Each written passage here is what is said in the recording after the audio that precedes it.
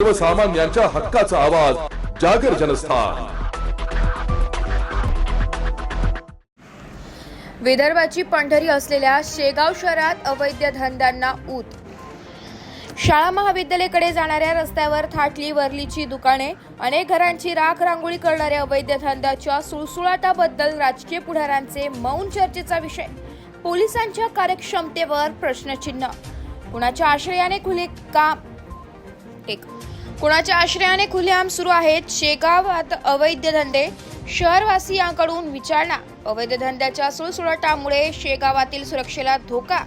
महाराष्ट्रातील प्रमुख धार्मिक तीर्थक्षेत्र असलेल्या शेगाव शहरात गेल्या काही दिवसांपासून शहरात धंद्यांना ऊत आलेला दिसत आहे। शेगाव शहरामध्ये वरली मटका, पत्त्यांचा जुगार क्लब, अवैध दारू विक्री, वेश्या व्यवसाय आदी अवैध धंदे खुलेआम सुरू असल्याने शहरातील सामाजिक सुरक्षा व शांतता धोक्यात आल्याचं बोलले जात आहे। शेगाव शहर हे महाराष्ट्रातील एक प्रमुख धार्मिक तीर्थक्षेत्र असून शहरात दररोज हजारोच्या संख्येने भाविक श्रींच्या दर्शनासाठी येत असतात। अवैध धंद्याच्या व्यावसायिकांनी शहरातील विविध भागांमध्ये वरलीची दुकाने थाटली आहे। या अवैध व्यवसायामुळे धार्मिक दृष्ट्या पवित्र समजल्या जाणाऱ्या शेगाव शहराची प्रतिमा खराब होत आहे।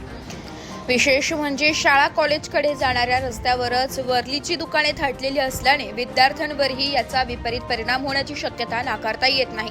पोलीस विभागाचे याकडे अर्थपूर्ण दुर्लक्ष होत असल्याची चर्चा असून कोणाच्या आश्रयाने शहरात अवैध धंद्यांना ऊत आलेला आहे असा सवाल भाविकांकडून विचारला जात आहे। महत्त्वपूर्ण बाब म्हणजे या प्रकरणी एकाही राजकीय नेत्याने, पुढाऱ्याने किंवा पदाधिकाऱ्याने ब्रशब्द सुद्धा न काढल्याने राजकीय क्षेत्राचे मौन चर्चेचा विषय ठरत आहे। राजकीय क्षेत्राच्या आश्रयाने तर शहरात अवैध व्यवसाय सुरू तर नाही ना, अशी ही शंका व्यक्त करण्यात येते।